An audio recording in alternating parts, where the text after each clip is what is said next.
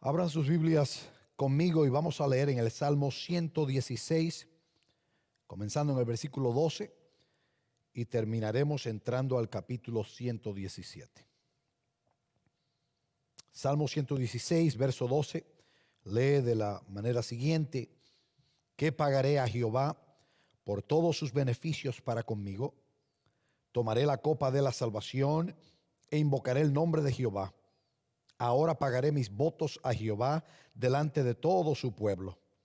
Estimada es a los ojos de Jehová la muerte de sus santos. Oh Jehová, ciertamente yo soy tu siervo tuyo soy, hijo de tu sierva. Tú has roto mis prisiones. Te ofreceré sacrificio de alabanza e invocaré el nombre de Jehová. A Jehová pagaré ahora mis votos delante de todo su pueblo, en los atrios de la casa de Jehová, en medio de ti, oh Jerusalén. Aleluya. Alabar a Jehová, naciones todas, pueblos todos, alabadle, porque ha engrandecido sobre nosotros su misericordia, y la fidelidad de Jehová es para siempre.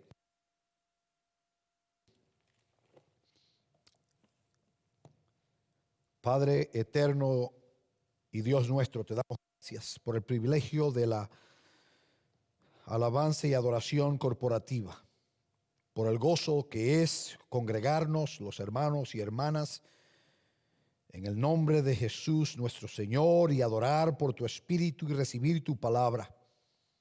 Perdónanos si venimos con alguna presunción en no estar preparados para darte a ti tu debida alabanza y adoración, porque tú eres digno de ser alabado. Oh Señor, que seamos llenos de una fresca conciencia de la belleza de Jesucristo y las riquezas de su maravilloso evangelio. Gracias, oh Señor, por los músicos y cantantes que nos llevarán a tu trono de gracia en alabanza y adoración de tu nombre. Que por tu Espíritu nuestros corazones sean abiertos y estén, oh Señor, perceptibles a tu palabra y a tu voz en el día de hoy. Que tu evangelio venga a nosotros con convicción y con poder para que nosotros podamos humillarnos delante de ti con gozo y gracia transformante. Gracias por todos los que están presentes en este servicio de hoy, aquellas personas que nos visitan, Señor, en nuestra transmisión. Que todos podamos experimentar tu corazón que nos da la bienvenida a todos. Que podamos experimentar la magnificencia de tu gloria y las riquezas de tu gracia. Señor, y cuando terminemos este servicio, que salgamos con bendición, listos y libres para servir con gozo en todo lo que hacemos, pensamos y decimos. Estas cosas oramos y pedimos en el poderoso y misericordioso nombre de Jesús, nuestro Señor y nuestro Dios. Amén, amén.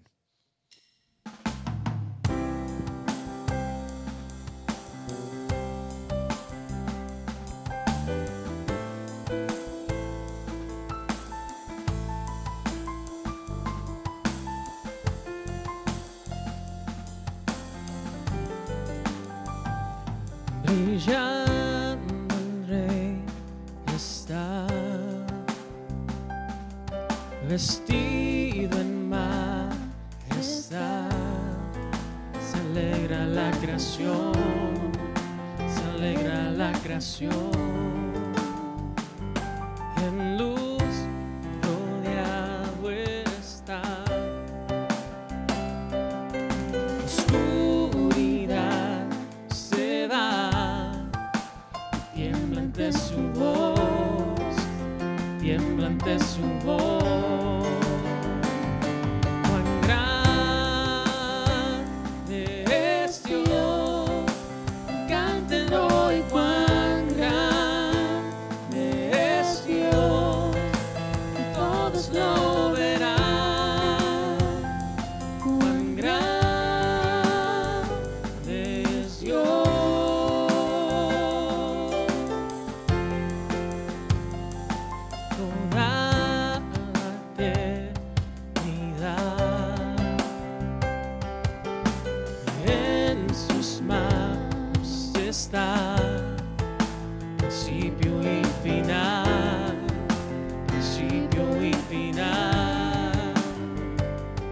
bendita Trinidad,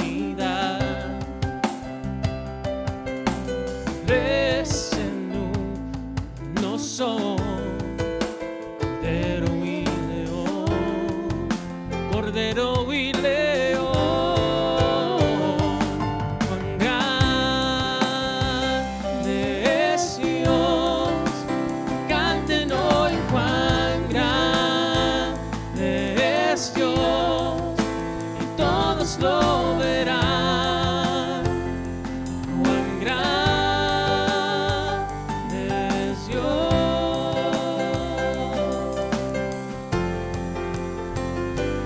cuán grande es Dios, canten hoy cuán grande es Dios, y todos lo verán. Cuán grande es Dios, nombre sin igual. Nombre sin igual, digno de adorar. Cantaré cuán grande es Dios.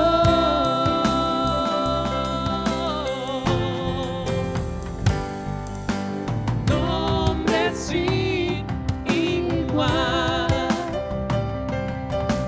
digno de adorar, y cantaré cuán grande es Dios,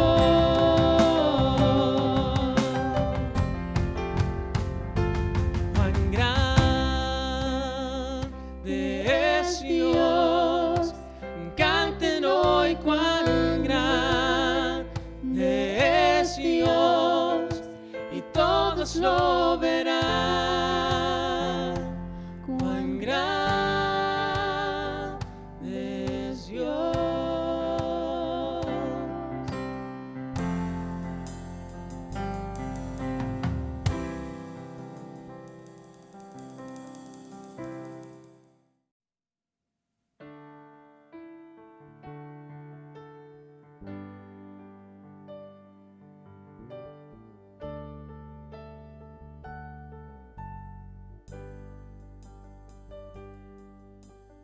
Land of sorrows, Lamb of God, by His own betrayed, sin of man and wrath of God has been on Jesus slain.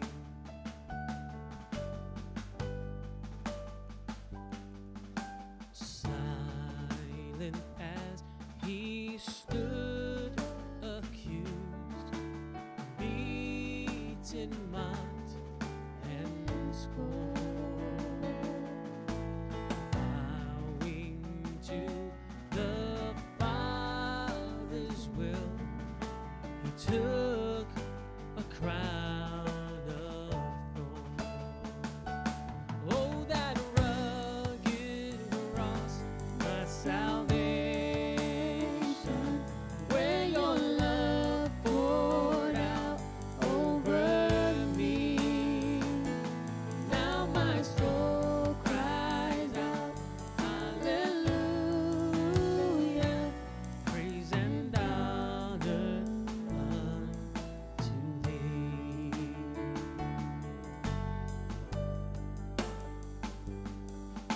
Son of heaven, God's own Son, to purchase and redeem and reconcile the very ones who nailed them to that tree. Oh, that rugged cross, my salvation, where your love poured out over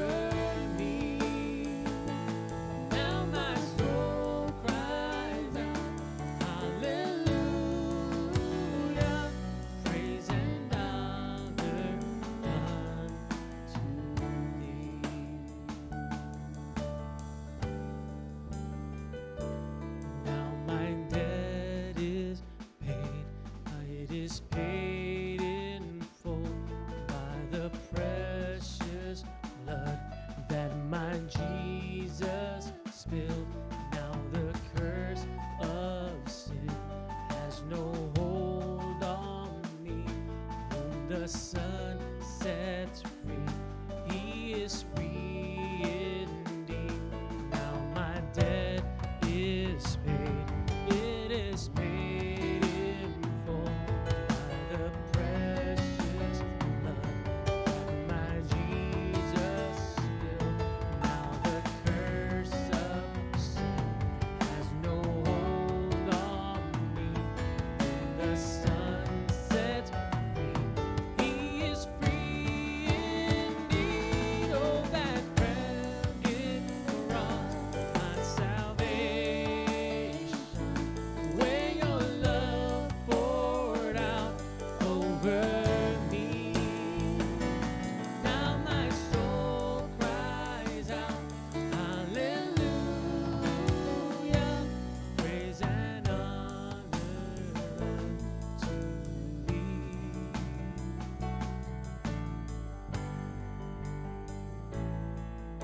See, the stone is rolled away. Behold the empty tomb.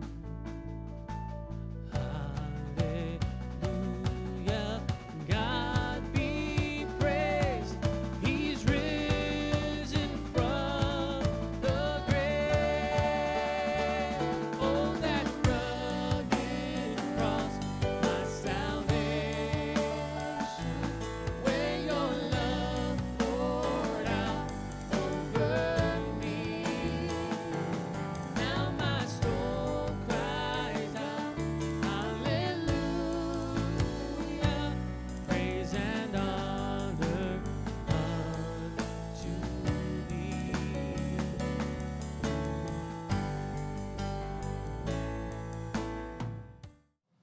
Dios bendiga, amados hermanos. Damos gracias a Dios por este hermoso día que el Señor nos ha dado.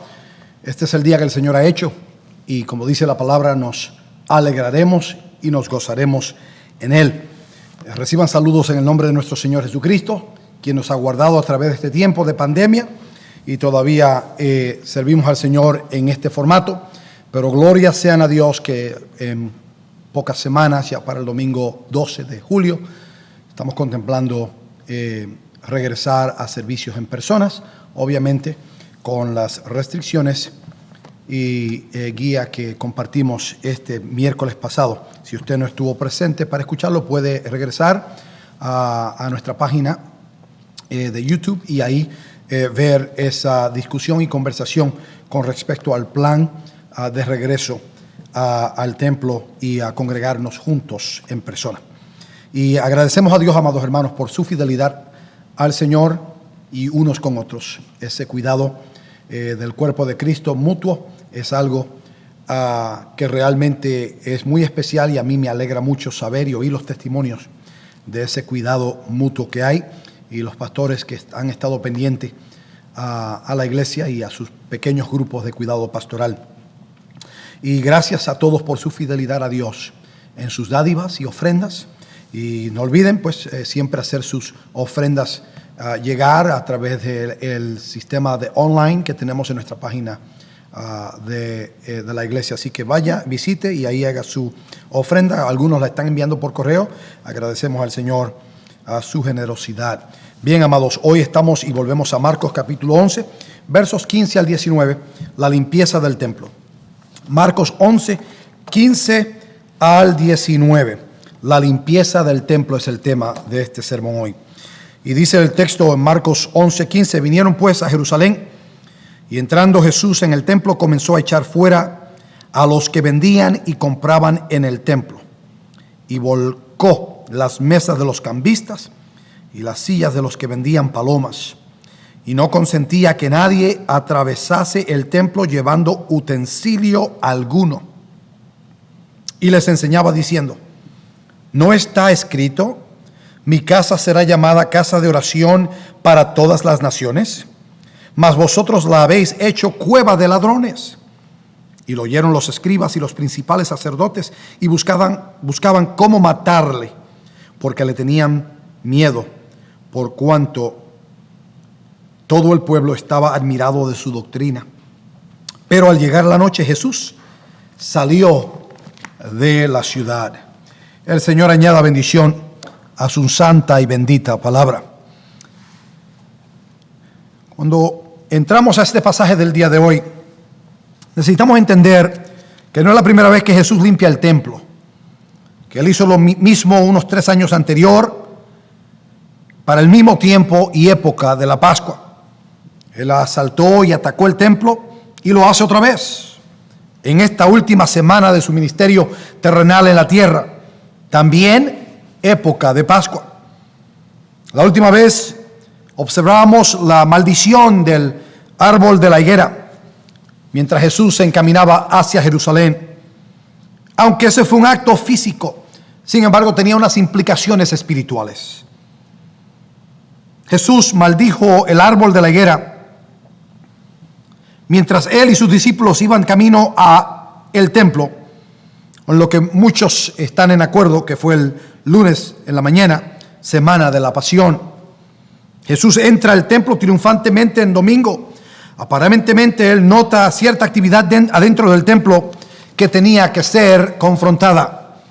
En Marcos 11:11 leemos: y entró en Jerusalén, llegó al templo, y después de mirar todo a su alrededor, salió para Betania con los 12. Jesús regresa el lunes en la mañana para tratar con el asunto y los asuntos que estaban tomando lugar en el templo. De manera que con la maldición del árbol de la higuera, como vimos la última vez, Jesús en efecto está profetizando que el tiempo ha llegado para cortar el árbol de la higuera, que era símbolo de la nación de Israel. La nación de Israel había cruzado los límites de la paciencia de Dios. Quiera Dios que usted no esté ahí hoy. Marcos 11 y verso 20. Vimos la última vez que el árbol de la higuera se había secado de la raíz hacia arriba, y que esto obviamente es lo que habría de suceder a la nación de Israel, dado a su pecado y debido a su religión ritualista vacía. En esa mañana Jesús no fue al templo para ofrecer bendición. Él fue para tratar con aquellos que merecían el juicio. Él no vino como el rey de Israel para atacar a Roma o contrarrestar a Roma. Él vino como el rey de justicia, que viene para juzgar al templo y los que están en el templo y poner en orden la casa de su padre. Dios no estaba complacido con el templo. Dios no estaba complacido con la gente que venían al templo con la adoración que pretendían dar. Dios no estaba complacido con la nación de Israel. Y el templo está en el corazón de Israel. Si el templo estaba corrupto, la nación estaba en corrupción. El primer templo, a modo de trasfondo, el primer templo de Israel fue edificado por Salomón, destruido eventualmente por los babilonios, como un juicio divino, obviamente por la falsa religión de Israel. Su pecado de idolatría, incredulidad y corrupción fue juzgada por Dios.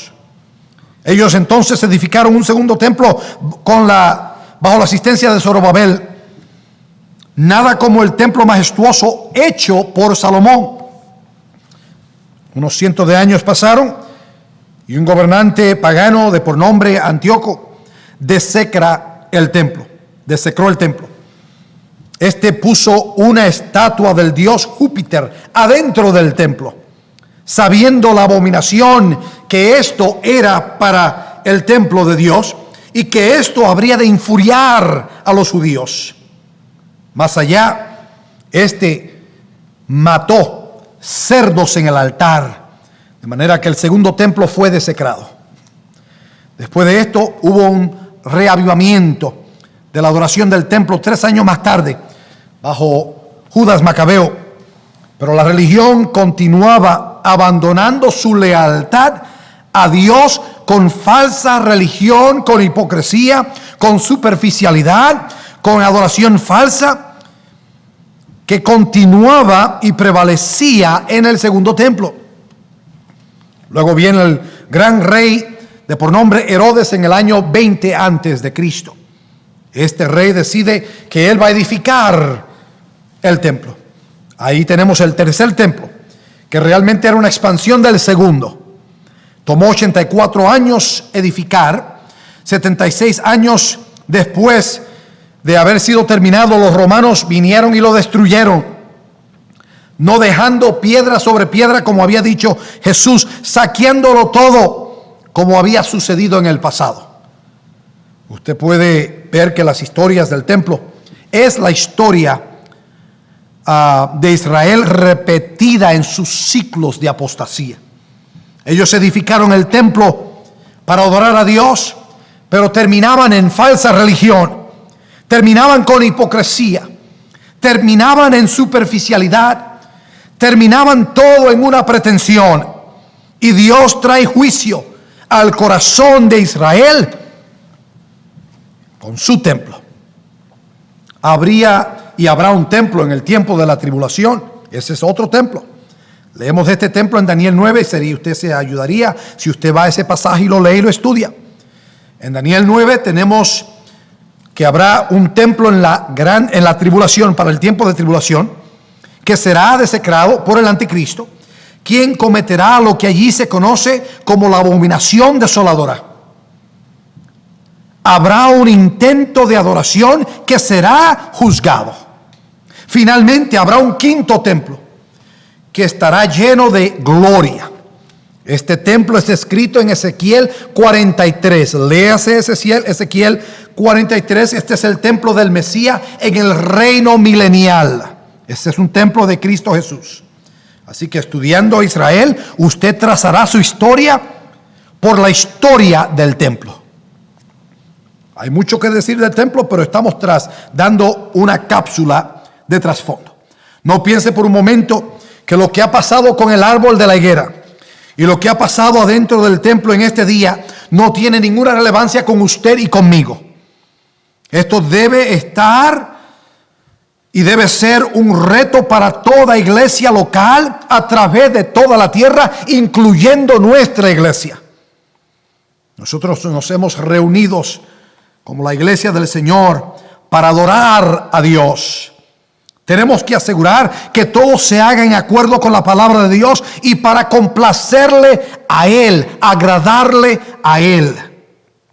Porque todo lo que concierne a Cristo, todo lo que concierne a Dios es adoración. El Padre busca adoradores que le adoren en espíritu y en verdad. ¿Es usted hoy un adorador que le adora a Él en espíritu y en verdad? La iglesia ahora se compone de aquellos que adoran a Dios en espíritu, se regocijan en Cristo y no dan ninguna confianza a la carne, como dice Pablo a los filipenses. Somos ahora verdaderos adoradores. Había muchos problemas en los días de Jesús, en los días en que Jesús vivió aquí en la tierra. Había muchas tristes realidades de injusticias. Él sabía cómo los cobradores de impuestos estaban robando a la gente bajo la amenaza de vida. Él sabía el abuso del pobre. Él sabía la causa de los enfermos. Y él sabía que muchas cosas demandaban una reforma social. Sin embargo, él no trató con ninguna de esas cosas. Él estaba enfocado en una cosa que importaba más que todo lo demás, y era la adoración. Como vemos en el énfasis en la vida y ministerio de Jesús, la adoración es lo más importante. Él viene para llegar a la cruz, para traer nuevamente la adoración que fue quebrantada en el huerto del Edén. Y ahora se perfecciona en la persona y obra de Jesús.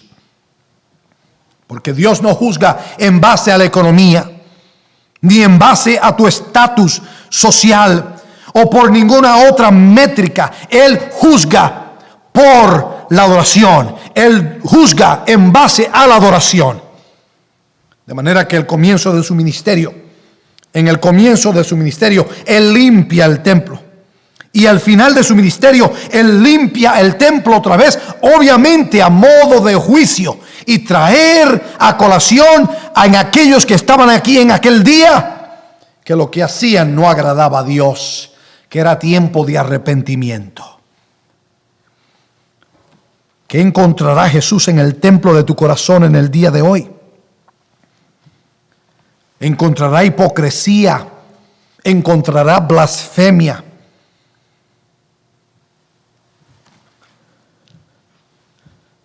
En nosotros hoy, ¿qué encontrará Jesús? Encontrará lo mismo que encontró aquella mañana antes de su crucifixión en aquel templo. Ahora, el templo era una serie de capas que subían hasta el monte. Y allá en la cúspide, en el pináculo, estaba el lugar santo y el lugar santísimo. Y ese lugar alto, rodeado de una pared. Solo el sumo sacerdote iba ahí una vez al año. Luego había una serie de cortes. Estaba primero la corte de los sacerdotes, donde ofrecían los sacrificios. Luego la corte de los israelitas, donde se reunían los hombres israelitas. Luego la corte de las mujeres. Luego la masiva corte de las naciones, o la corte de los gentiles, que es donde Jesús se encuentra en este momento del pasaje de hoy. Esto habría y podía sostener cientos de miles de personas. Era un lugar grande y masivo. Y al examinar las actividades que transcurren en ese día, yo quiero considerar la limpieza del templo mirando 2 puntos. 1, la autoridad de Jesús, y 2, la animosidad contra o hacia Jesús. La autoridad de Jesús y la animosidad hacia Jesús. Versos 15 al 17, ahí donde vemos la autoridad de Jesús. Estos versos revelan que la llegada de Jesús al templo en Jerusalén y la manera en que Él trató con las actividades que estaban tomando lugar en aquel día. Aquí es donde vemos cómo Él trata con esto, y aquí se demuestra y se deja ver su autoridad. La primera parte del 15, verso 15, primero vemos es la posición de Jesús. Y llegaron a Jerusalén, y entrando Jesús en el templo, Jesús entró al templo. Muchos imaginan que Jesús entró a la corte de los sacerdotes, pero ese no es el caso. La palabra que se traduce para templo en el texto habla específicamente de la corte afuera. O sea, está hablando de todo el templo y no solo del santuario mismo. Algunos estimados escolares estiman que esta área tenía entre 14 y 20 cuerdas en terreno de tamaño. Sin duda era un área muy grande que el lector promedio no puede tener una imaginación precisa de lo grande de esta corte. Y me parece a mí que había un sentido de carnaval en esta área, como ir al mercado en el pueblo. Y ese el sentido que había allí, y no como que uno entró a la corte de un templo y donde habría y debía haber solemnidad, y debería haber allí corazones en un lugar sagrado, gente que podían estar allí entendiendo que estaban en un templo de adoración a una deidad.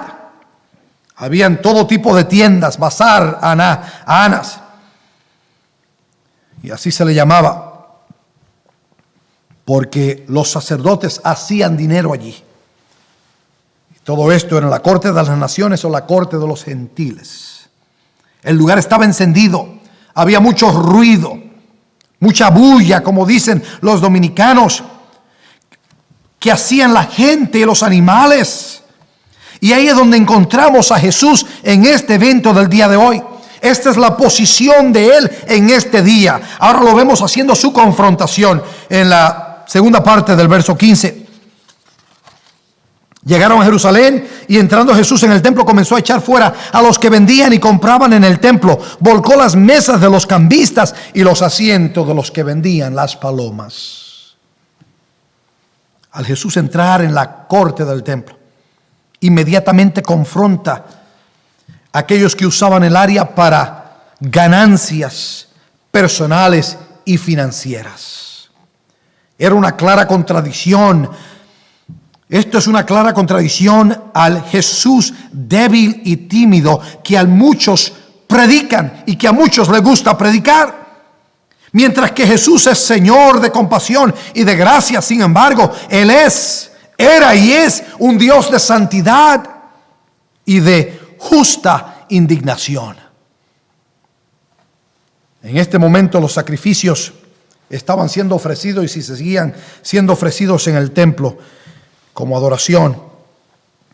Y siendo que muchos de los judíos viajaban desde lejos para llegar a Jerusalén para celebrar la Pascua, los sacerdotes, los sumos sacerdotes habían creado y desarrollado un plan conveniente para ellos, para la gente que venían a adquirir sacrificios. Los sacrificios tenían que llenar unos requisitos a fin de ser aceptados. Aquellos que viajaban grandes distancias se corrían el riesgo de que los sacrificios que ellos traían se diesen un golpe, se hiriesen en la jornada y que eventualmente fueran declarados inaceptables. Los mercaderes, los comerciantes se organizaban dentro de las cortes vendiendo sacrificios aceptables a los que venían. Esto incluía la venta de palomas, ese sacrificio aceptable para aquellos que eran pobres, que no podían ofrecer un cordero, un cabrito o un buey. Esto era una estafa desbocada en este lugar, una estafa desbocada en el templo de Dios. El sacerdote venía e inspeccionaba el animal que tú traías, y por lo general encontraban faltas en el animal que tú traías, porque lo que querían era venderte el animal que tenían ellos a disposición en el templo, porque querían sacar tu dinero. Era un comercio lo que había allí. Y tú estarías pagando 10 veces más el precio del animal en el mercado normal. Jesús confronta a los cambistas en la corte del templo. Los hombres judíos eran requeridos pagar medio ciclo del impuesto del templo. Esta práctica fue instituida por Nehemías cuando restauró la ciudad y permaneció un impuesto anual. Media onza de una onza de plata. El impuesto del templo tenía que ser pagado en moneda judía. Y los cambistas tenían que cambiar la moneda que traían los viajeros a monedas judías que eran ciclos. Y el costo del intercambio de moneda se subía cuando usted llegaba allí. Un historiador dice que hasta subían a 25% el costo de intercambio. Era una estafa, amados hermanos, como ocurre en muchos lugares hoy en nombre de Dios. Si usted era pobre, usted podía dar una paloma como un sacrificio, como leemos en Levítico 12. Ese era el sacrificio para los que eran pobres y no podían comprar y proveerse de un cordero, de un cabrito, de un buey. Y las palomas en su economía se vendían por 5 centavos, pero en el templo costaban $4. Ahora imagínense, una perversión, una extorsión, una operación horrenda, amados hermanos. Había mucho ruido, mucho tráfico, mucha conmoción. Era todo menos una casa de oración. Era un mercado, pero no era la casa de Dios. Jesús entró e interrumpió todas las actividades que allí estaban tomando lugar. Comenzó a volcar las mesas, a sacar para afuera a los que vendían y compraban, a los que traían animales, a los que los sacaban, a los que eran rechazados, a los que eran aceptados. Los sacó todos para afuera, volcó las mesas, las monedas por todas partes. Todas las cosas volaban, con cientos de miles de personas en aquel lugar. Volcó las sillas de los que se sentaban para vender las palomas. Ahí estaban los explotadores de los pobres y todos los religiosos líderes con su putrefacción religiosa que gobernaban y que supervisaban la operación. Todos ahora tenían su atención y todos estaban bajo la autoridad de Jesús en ese momento.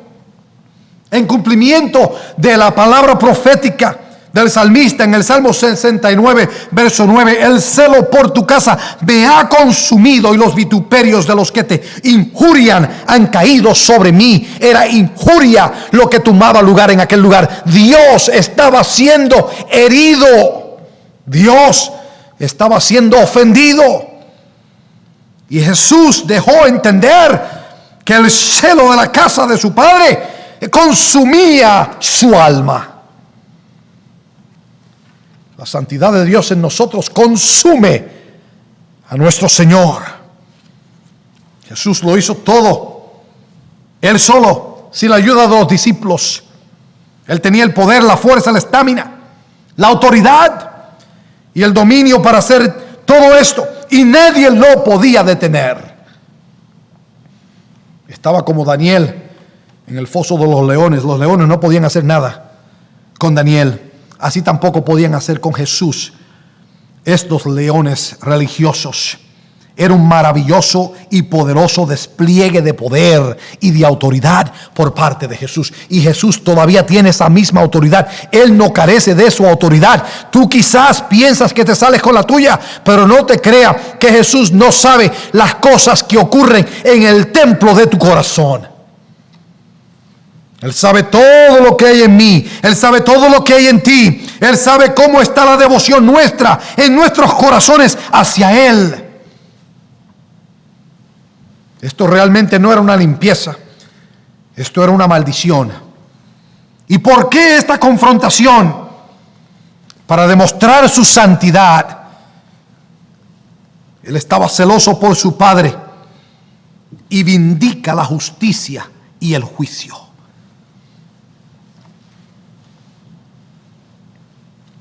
Había una restricción, verso 16, y no permitía que nadie transportara objeto alguno a través del templo. El área era grande, y en lugar de caminar alrededor de la corte del templo, la gente con frecuencia cortaba camino. Voy a cortar camino por aquí, la distancia es más corta.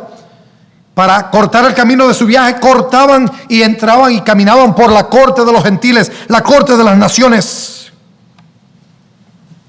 El terreno del templo se había convertido en un cortacamino para muchos que hacían negocios en y alrededor de Jerusalén. Y Jesús rehúsa permitir a gente cortar camino en esa área, a menos que estuviesen allí para visitar el templo y para adorar. De manera que Jesús sabe si usted lo que viene a la iglesia es a cortar camino. A cortar camino solamente para los favores que usted puede conseguir de otros. Para sacarle el jugo a los demás. Para sacar un bienestar y un beneficio de otros. Y sacar así lo que usted necesita porque usted simplemente está centrado en usted cuando está en la iglesia y no en el Señor. La iglesia debe estar centrada en Dios y no en el hombre. Y Dios conoce el corazón de cada uno de los que vienen a la iglesia, de los que son la iglesia. Él conoce lo que hay en el templo de tu corazón.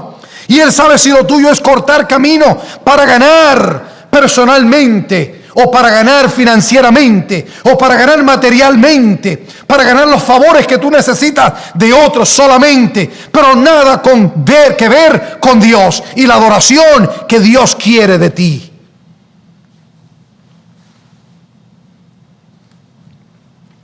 Estas prácticas obviamente eran aceptables para los sacerdotes, quienes asistían al templo. Ellos no pensaban nada de las actividades que surgían en el templo. Y basado en lo que hemos visto hasta el momento, usted quizás no ve nada malo, quizás con lo que sucedía en aquel día. Sin embargo, Jesús confrontó el asunto con una reprensión seria. Y oigan esto, Martín Lutero, dice alguien, fue un enemigo fuerte de la Iglesia Católica Apostólica Romana. Y si había alguien quien volcó la mesa de los cambistas, fue Martín Lutero. Cuando Dios, en su obra poderosa en la Reforma, lo llevó para él poner un pare a las indulgencias, porque las indulgencias, hermanos, tomaron lugar dentro del contexto de la iglesia, lamentablemente. Y oigan esto: el Señor aborrece los que pervierten su adoración y ama a aquellos que le buscan para ser verdaderos adoradores. Nosotros necesitamos clamar a Dios y decir: Señor, ¿harás lo mismo en la iglesia en el día de hoy? Ven y echa fuera a los compradores y vendedores de la iglesia. Volca las mesas de los que hoy hacen mercadere en la iglesia. Hermanos, eso es triste. Esto está de moda hoy día. Las iglesias llenas porque la gente viene con la mira a oír palabra profética de promesa de que tú tendrás ganancias financieras, que Dios te va a prometer a ti, que Dios te va a dar a ti. Si das los 100, 500, $1000, Dios te va a dar salud, Dios te va a dar esto, te va a dar aquello, te va a ayudar con tu matrimonio, con tus hijos, pero da la ofrenda. Eso a Dios no le agrada, amados hermanos. Dios no hace sus cosas así.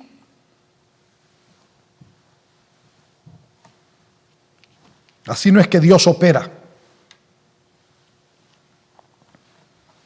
Lo último que vemos es la proclamación en esta parte de la autoridad de Jesús. Verso 17.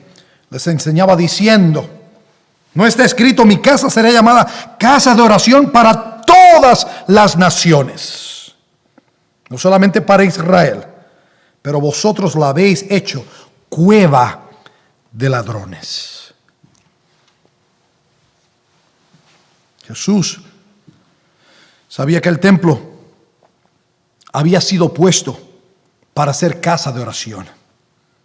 Tenía que ser un lugar de adoración y devoción al Señor. Pero ellos habían creado una atmósfera de avaricia y de autopromoción.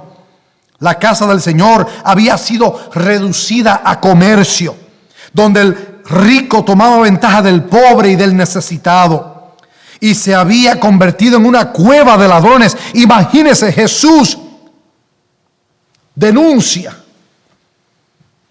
a aquellos como de ladrones que habían hecho de su casa, la casa de su padre, cueva de ladrones. Jesús, enojado, con santo enojo, obliga a aquellos que intercambiaban, que mercadeaban en las afueras de la corte de los gentiles. Él volcó sus mesas, echó fuera a los cambistas, y él rehusó permitir que este lugar sagrado fuera un corto camino para ganancia material. Jesús demanda que la casa de Dios sea tratada con respeto y reverencia. Y es triste pensar las motivaciones que hay en nosotros muchas veces para venir a la iglesia. Es triste pensar las motivaciones que existen en nosotros para venir al templo, para adorar al Señor. Cuando venimos a este templo y cuando nos toca regresar aquí, realmente este es un lugar donde los templos vienen a reunirse, porque usted y yo somos templo de Dios. Y debe haber respeto y debe haber reverencia a Dios cuando nosotros venimos para adorar al Señor, para servir al Señor. Cuando nos reunimos en la iglesia debe haber respeto. Eso es lo que pedía el apóstol Pablo cuando en la iglesia de Corintio le faltaba respeto al Señor y a Dios. Cuando se reunían para la mesa del Señor: ¿no tenéis casa donde comer? Cuando se reunís para celebrar la mesa del Señor, vamos a hacer esto con orden, con reverencia, con respeto a Dios, con amor el uno por el otro. Mis amados hermanos, ¿cuáles son las motivaciones que hay en tu corazón siempre que vienes a la iglesia? ¿Vienes de buen humor o vienes porque tienes obligación? Quizás usted piense: yo solo vengo para que el pastor me vea, para que mi anciano me vea, para que otros me vean. Mi hermano, no pierdas el tiempo. Arrepiéntete de tu falsa religión y adoración, y que Dios tenga misericordia de tu hipocresía, de la blasfemia que hay en ti. Arrepiéntete al Señor. Él tiene misericordia para perdonarte de toda blasfemia e hipocresía en tu corazón, en lugar de haber adoración y reverencia al Señor tu Dios. Jesús los acusa de ser ladrones, literalmente robando y tomando ventaja de la gente. Lo que aparentaba ser algo inocente en la superficie era pecaminoso y egoísta realmente. Los que vendían los sacrificios inflaban los precios de los animales. Los cambistas cargaban al menos 10% o hasta 25% en el costo del intercambio de moneda. Y la corte de afuera había sido reducida a un mercado que traía riquezas a los comerciantes a costas de aquellos que venían a adorar. El templo, en lugar de ser casa de oración, se había convertido en una casa de corrupción y de avaricia. Y eso pasa también en nuestros días. Iglesias llenas, porque lo que reciben es palabra profética. Lo que está de moda hoy es palabra profética. La gente quiere profetizar bienestar, profetizar ganancias monetarias, ganancias personales, ganancias materiales. Mi hermano, la única cosa que necesitamos profetizar es predicar la verdad del Evangelio de Cristo, que es lo que realmente puede transformar el alma, el corazón, y transformar la conciencia de la gente a la obediencia del Dios vivo. Y para que las almas y las gentes adoren al Dios vivo. Este sermón me hace a mí ser más apasionado de lo normal, pero estoy contento con esa pasión. El templo de Dios se había convertido en casa de corrupción y avaricia.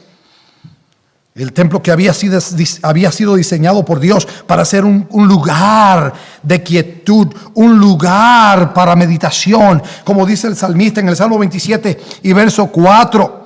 Allí él dice: una cosa he pedido al Señor, y esa buscaré, que habite yo en la casa del Señor todos los días de mi vida, para contemplar la hermosura del Señor y para meditar en su templo. David conocía que había una belleza en la naturaleza y en la presencia de Dios. Y David no podía pensar de algo, de una ocupación mayor que llenar su mente y su corazón con la bondad y la grandeza de Dios. Y él lo que quería era la oportunidad de estar en el templo. Y él dice: una cosa he pedido al Señor. Una cosa he pedido al Señor. No es ir a la iglesia a buscar lo que yo quiero. No es ir a la iglesia simplemente a sacar el jugo a los demás. Para mí, no, él quiere ir a la iglesia. Él quiere ir al lugar, a la congregación, al templo de Dios, para contemplar la hermosura del Señor y para meditar en su templo. Cuando nosotros lleguemos al templo, debemos venir con la mira a contemplar a nuestro Señor en su hermosura y meditar en su grandeza. El templo era un lugar para contemplar a Dios, su majestad, su gloria, para meditar en el templo. Y esto requería un lugar de quietud. Y nada de eso se podía lograr en este templo. No se podía allí contemplar ni pensar en Dios. No se podía ni recibir instrucción acerca de Dios. Todo lo que estaba sucediendo allí era negocio sucio. Gente haciendo dinero suciamente en el templo de Dios. Esto debía ser una casa de oración para todas las naciones, no solo para Israel. Estaba diseñado para todos. Israel tenía la noción de que ellos eran los únicos recipientes de la bendición de Dios. Y la verdad es que ellos fueron llamados para llevar la verdad de Dios a los confines de la tierra. Pero ellos crecieron en su aborrecimiento de los gentiles. Tenían la actitud que vemos desplegada en Joná. No querían ir a los gentiles para que creyesen en el verdadero Dios. Ellos no querían que los gentiles adoraran con ellos en el mismo lugar al mismo Dios.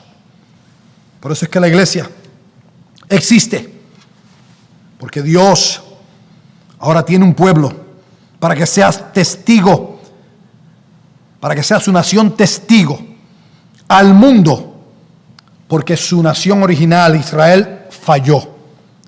Ellos querían evitar a las demás naciones. Entonces Dios crea un nuevo pueblo, llamado la iglesia, una nueva nación santa, compuesta por judíos y gentiles, para llevar el evangelio y la verdad del evangelio de Cristo a toda la tierra. Los gentiles no tenían un lugar para ir a adorar a Dios. El único lugar era el templo de Jerusalén. Y en su oración de dedicación del templo, Salomón dice en Primera de Reyes 8:29, que tus ojos estén abiertos noche y día hacia esta casa, hacia el lugar del cual has dicho, mi nombre estará allí, para que oigas la oración que tu siervo haga hacia este lugar. Donde quiera que había un judío, un israelita, no importa en qué pueblo estuvieran, en qué nación, cuando era hora de orar, oraban hacia Jerusalén, hacia el templo, porque ellos habían oído que ellos oraban al lugar que representaba la presencia de Dios, donde estaba el nombre de Dios, y que Dios habría de oír su oración. Salomón está diciendo que Dios habría de oír las oraciones de su pueblo Israel cuando orasen hacia ese lugar, hacia el templo. Eso debía ser una casa de oración. Ahí es donde usted iba a orar, y su oración podía ser adoración, petición o aún arrepentimiento, pero esa era una casa de oración. Primera de Reyes 8:41 dice allí Salomón también en cuanto al extranjero. Ahora noten que no es de tu pueblo Israel, cuando venga de una tierra lejana a causa de tu nombre, porque oirán de tu gran nombre, de tu mano poderosa y de tu brazo extendido, y venga a orar a esta casa. Escucha tú desde los cielos el lugar de tu morada, y haz conforme a todo lo que el extranjero te pida, para que todos los pueblos de la tierra conozcan tu nombre, para que te teman como te teme tu pueblo Israel, y para que sepan que tu nombre es invocado sobre esta tierra que he edificado. ¿Por qué tenía que orar al extranjero? Porque esta era una casa de oración para todas las naciones. Pero ustedes la han hecho cueva de ladrones, dice el Señor. Y esto viene de Jeremías 7:11. Jeremías prediciendo el juicio, la cautividad babilónica y la destrucción del primer templo y su venida. Y él dice, ¿se ha convertido esta casa que es llamada por mi nombre en cueva de ladrones delante de vuestros ojos? He aquí, yo mismo lo he visto, declara el Señor. Él mismo lo había visto, él lo entendía, lo percibía, lo pudo ver, era evidente. En los caminos, los ladrones se escondían en cuevas. Había muchas cuevas en Israel, y ellos, las cuevas, los ladrones las usaban o para esconderse, o la usaban para esconderse después de robar, o para esconderse para robar y tomar sorpresivamente a aquellos que pasaban por los caminos. Y esto es lo que dice el Señor: se había convertido el templo de Dios. En lugar de un lugar de quietud y de oración, era un lugar de saqueo, donde se saqueaba y se robaba y se estafaba. Así como los ladrones, el sumo sacerdote y sus seguidores se habían escondido en el templo, buscando esconder su maldad, su iniquidad, bajo el manto de santidad. Como los ladrones, ellos estaban esperando por los ignorantes que entraran al templo, para que pudieran ellos tomar de ellos y sacar de ellos su dinero Jesús afirma que el templo vino a ser cueva de ladrones. Y no, ellos pensaban que Jesús no podía ver lo que había en ellos. No se crea usted que el Señor no sabe lo que hay en usted. No nos creamos que el Señor no ve y entiende y percibe y conoce qué hay en nosotros. La palabra dice el apóstol Pablo a los Corintios: ¿no sabéis que sois templo de Dios y que el Espíritu de Dios habita en nosotros? Verso 18: los principales sacerdotes y los escribas oyeron esto y buscaban cómo destruirle. Este era el enfoque de ellos, este era el énfasis de ellos ahora. El odio de estos líderes judíos dentro del templo era muy evidente, amados. Oyendo las palabras de Jesús, desearon destruirlo. Esto revelaba su deseo de ver a Jesús muerto. Y aunque ellos no son los que él sacó, dado a su comercialismo, las acciones de ellos eran las que dirigían todas las cosas que sucedían en el templo. Ellos estaban a cargo de todas las actividades en el templo. Y ellos tenían que aprobar todo lo que llevaba lugar y tomaba lugar allí en aquel templo. Pero lamentablemente, ellos aborrecían a Jesucristo, porque el espíritu es contrario a la carne.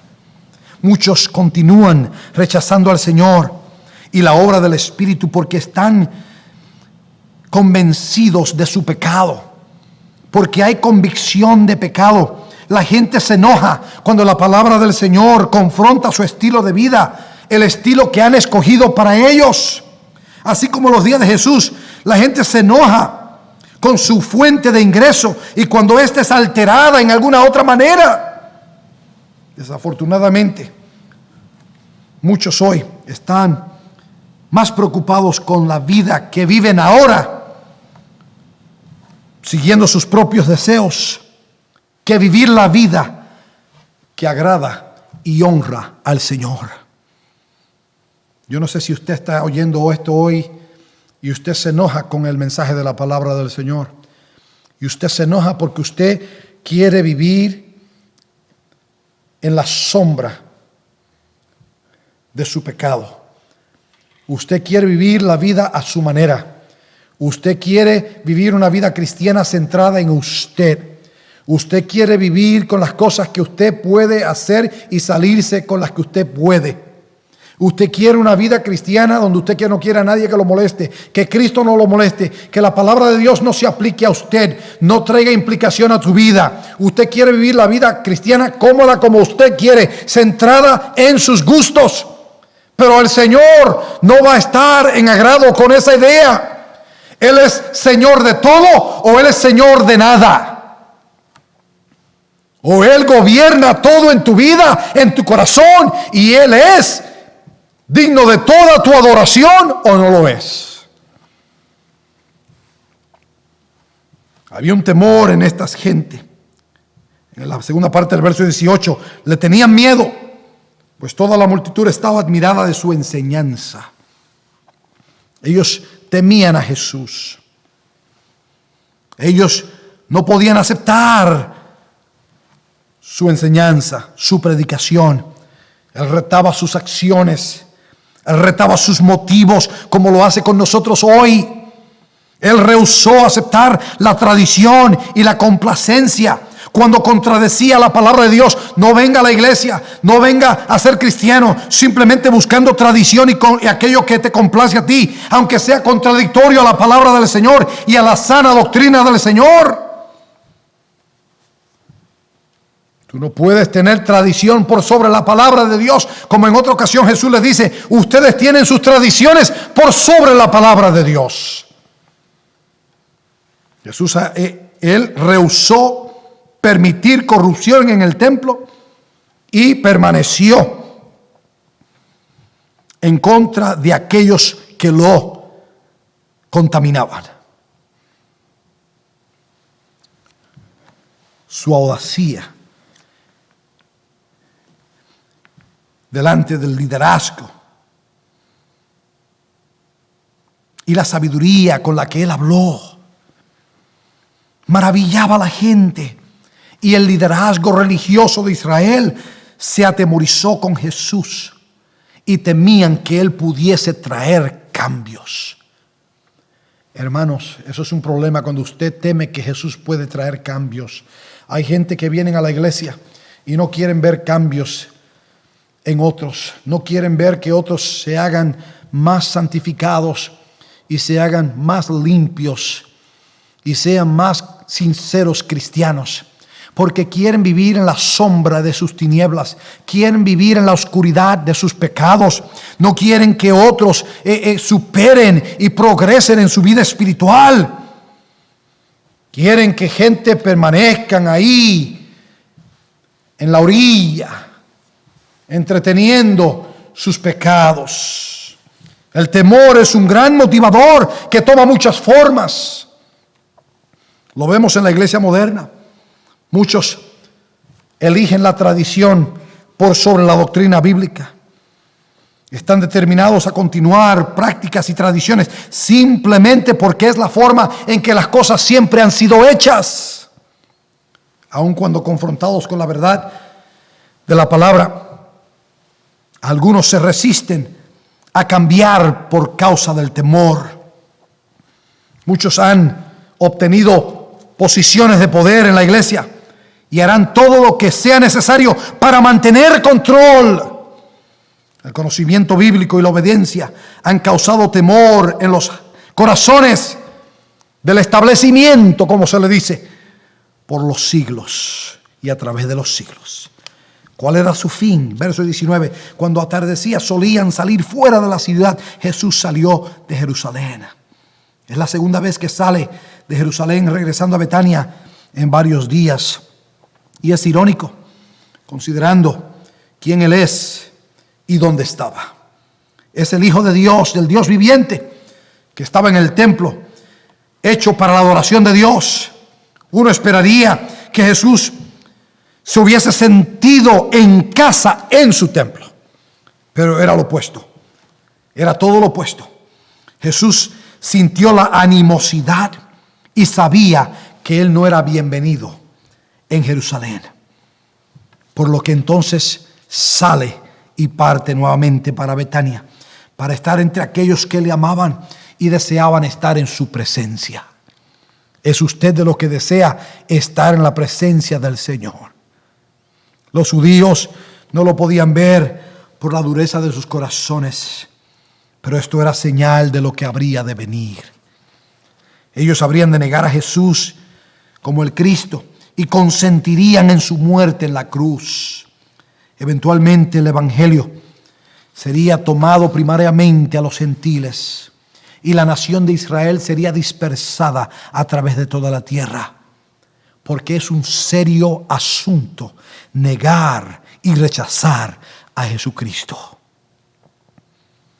Dice la palabra del Señor que no contenderá Dios con el hombre para siempre. Es un asunto serio negar y rechazar a Cristo. Si hay alguien hoy que me oye y me escucha, entiende que Dios no te va a juzgar en base a tu economía, a tu estatus social, y Él no te va a juzgar en ninguna otra métrica que no sea tu adoración. ¿A quién tú adoras? ¿Quién es el Señor en tu corazón?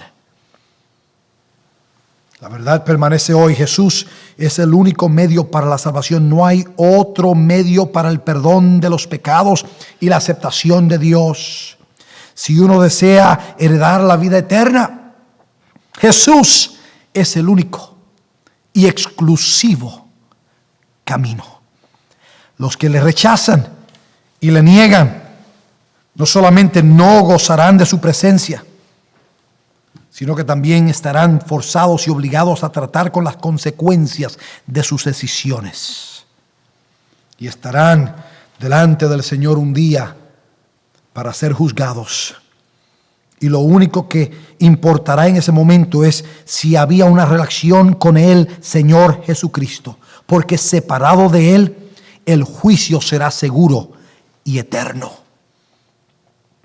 El juicio será seguro y eterno.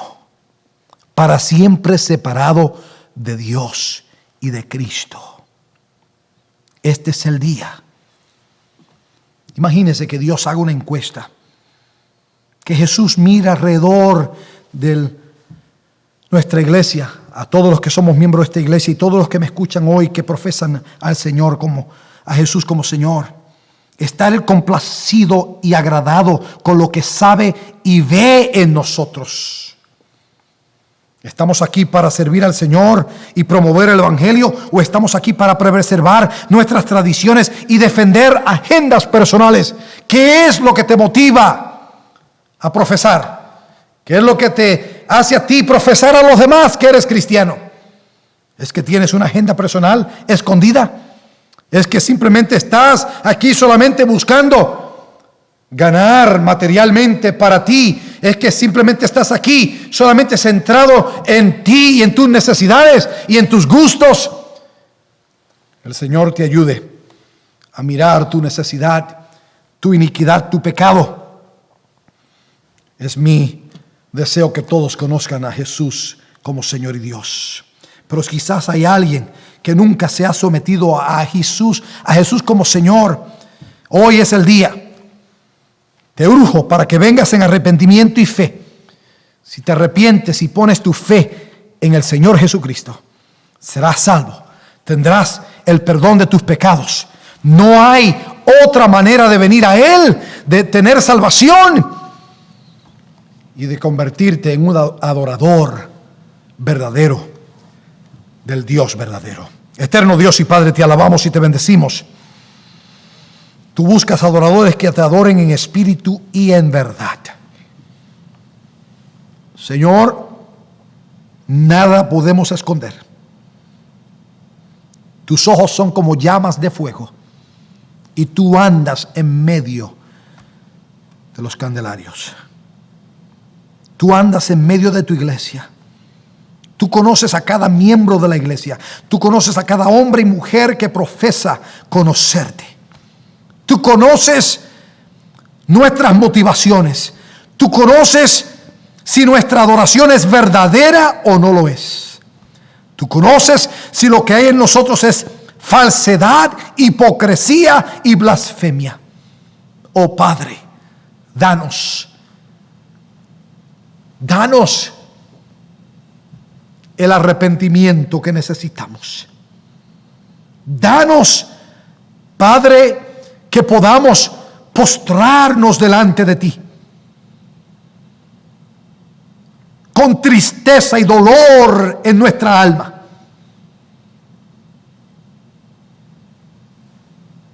por andar falsamente, por profesar falsamente. Padre, que podamos arrepentirnos y tornarnos a ti con fe. Ten misericordia de aquellos que hoy no te conocen. El primer paso para todos ellos es arrepentimiento y fe en el Señor Jesucristo, para salvación y perdón de pecados. Oro e imploro que tu misericordia alcance a todos los que estén al alcance de mi voz, de la voz del predicador de hoy, porque el predicador nada puede hablar que no sea el mensaje del Dios a quien servimos. En el nombre de Jesús oramos. Amén y amén.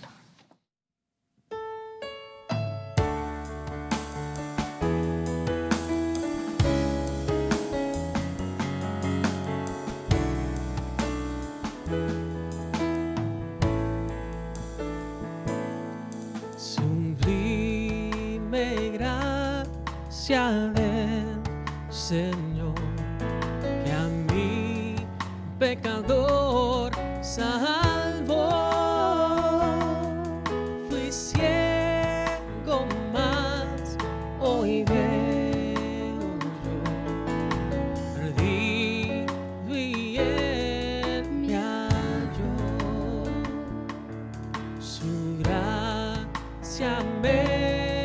enseñó a temer, mis dudas ahuyentó.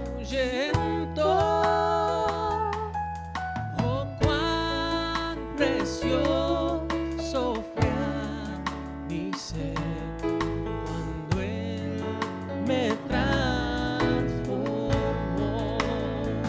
Ya no hay cadenas, libres soy, mi Dios quien salva me rescató. Huyendo está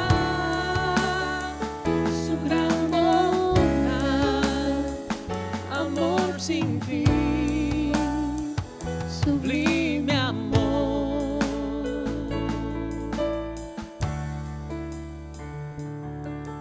En los peligros o aflicción que yo he tenido aquí,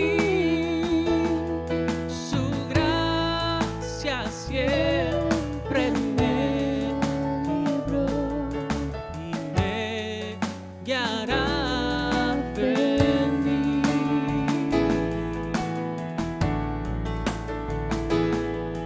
Y cuando en Sión por siglos mil brillando esté cual sol,